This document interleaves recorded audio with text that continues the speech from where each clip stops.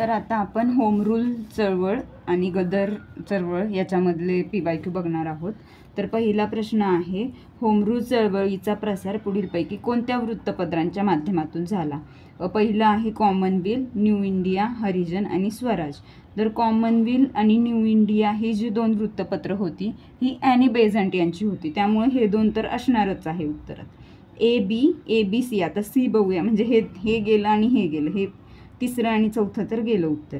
ABC C कोणाचा आहे? हरिजन, तर हे गांधीजींचं आहे। जो पुणे करार होता बघा, त्या दरम्यान हरिजन वृत्तपत्र त्यांनी काढलं होतं आणि हरिजन संस्था की हरिजन संघटना काहीतरी होती ती एक काढली होती। त्या लीलावती मुंशी होत्या ना, त्या अध्यक्ष होत्या त्या हरिजन संघटनेच्या। तर हे हरिजन तर नाही येणार आहे। न्यू इंडिया, कॉमनवेल्थ हे दोन आहेत उत्तर। ओके, तर ह्याचं उत्तर एक आहे। तर असं ऑप्शन कट मेथडनी जायचं। दुसरं आहे, लोकमान्य टिळकांनी आपल्या चळवळीचे उद्दिष्ट साध्य करण्यासाठी डॅश डॅश या संज्ञेऐवजी होम रूल ही संज्ञा वापरण्याचा निर्णय घेतला। तर होम रूल ही संज्ञा वापरायची। तर बहिष्कार म्हणजे होम रूल असू शकतं का? नाही। स्वदेशी म्हणजे होम रूल असू शकतं का? नाही। राष्ट्रीय शिक्षण आणि होम रूल असू शकतं का? नाही।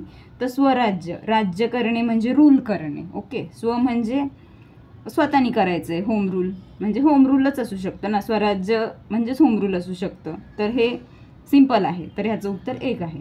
होम रूल चळवळीबद्दल पुढीलपैकी काय खरे नाही? नाही विचारलं इथं, नाही। खापर्डेंनी अमरावतीला होम रूल लीगची शाखा उघडली। बरोबर आहे, खापर्डे अमरावतीचेच होते, त्यांनी अमरावतीला उघडलेली आहे शाखा। अमरावती होम रूल लीगचे अध्यक्ष खापर्डे होते। हा, हे बरोबरच आहे ना। हे बघा, ही दोन इंटरकनेक्टेड स्टेटमेंट आहेत, त्यामुळे ही दोन्ही पण बरोबर आहेत। आता यवतमाळ होम रूल लीगचे अध्यक्ष महादेव आणे होते। तर हे महादेव नाही आहेत, हे माधव आणे आहेत। ओके, इथे आयोगाने फसवलंय आपल्याला, हे महादेव नाही तर माधव आणे आहेत, त्यामुळे हे उत्तर चुकलेलं आहे आणि आपल्याला खरे नाहीच ओळखायचे। तर हे तिसरं आहे याचं उत्तर। आता तरी पण आपण पुढचं बघूयात। नागपूर परिसरात मुंजे यांनी होम रूल लीगच्या शाखा काढल्या।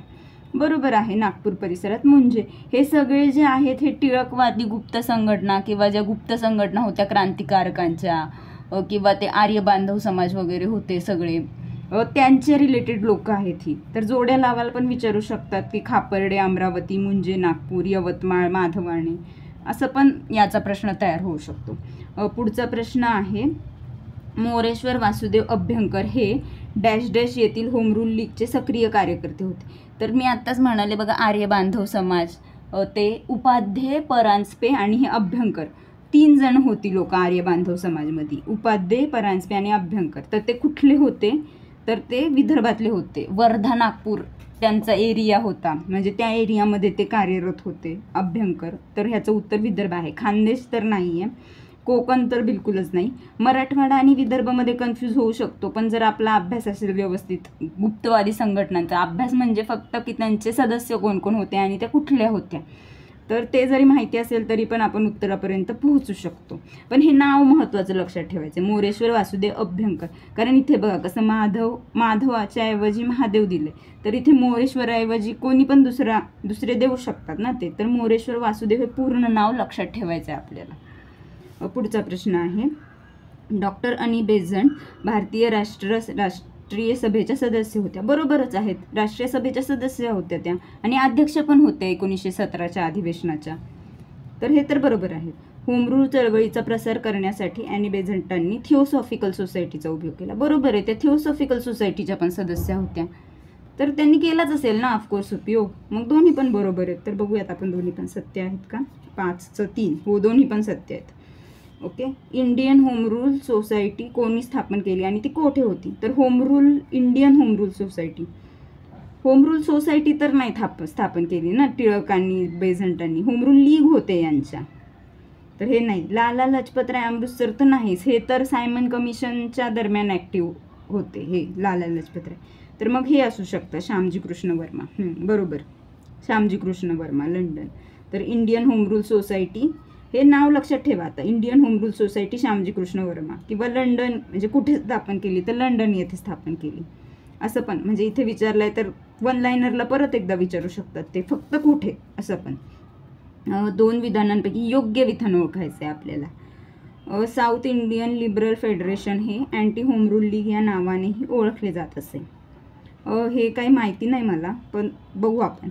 साऊथ इंडियन लिबरल फेडरेशन हे होम रूल सध्या लागू करू नये असा अहवाल मॉन्टिग्यूला दिला. बरोबर, हे बरोबर आहे, बी बरोबर आहे ह्याचं उत्तर. मग ए अँटीच नाही म्हणू शकत याला आपण. अहवाल दिला लागू करू नये याचा, पण ते अँटी नव्हते. ते अँटी म्हणजे तुम्ही होम रूल नाही तर मग दुसऱ्यांनी रूल करायचं का तुमच्यावर, असं होऊन जातं ना ते. होम रूल नाही तर मग तर हे तर चुकीचं आहे. हे बरोबर आहे. बघू आपण. हां, 7-2 बरोबर.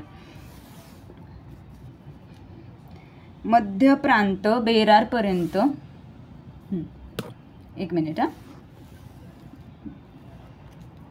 मध्यवर्ती प्रांत व बेरारपर्यंत होमरूल चळवळ पोहोचवण्याचे काम अनेकांनी केले.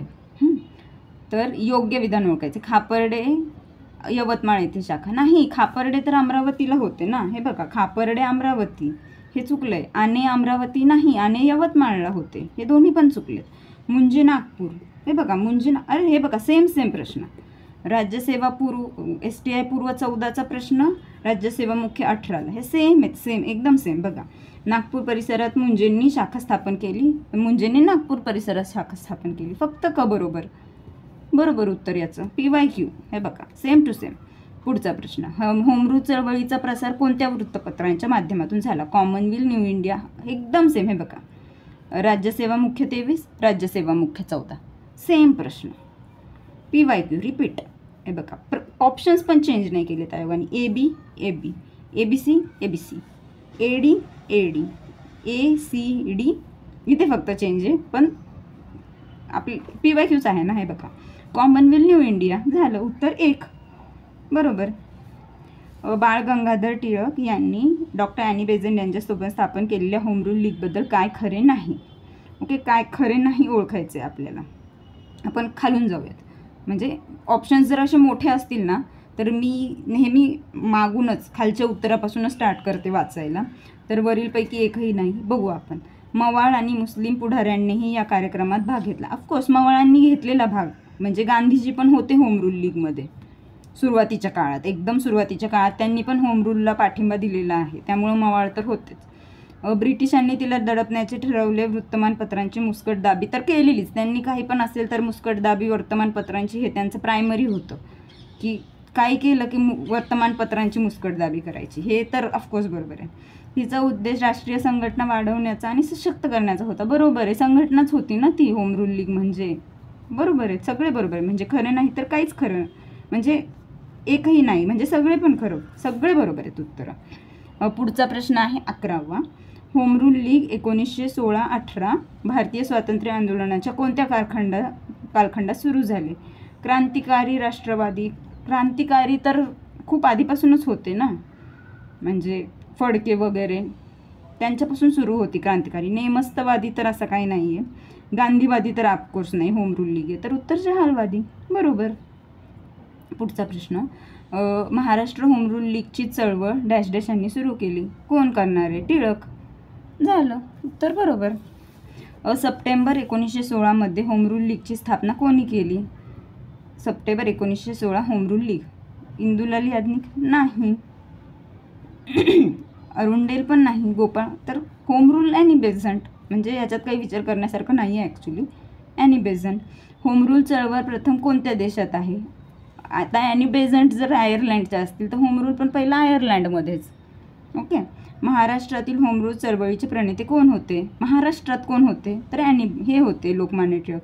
कारण ॲनी बेझंट तर तिकडे अड्यार आहे बघा, मद्रास अड्यार, तिकडे त्यांनी स्थापन केलं होतं सप्टेंबर 1916. बघा, हे विचारू शकतात म्हणजे केव्हा स्थापन केली आणि बेझंटांनी होम रूल? तर 1916ला केली असं.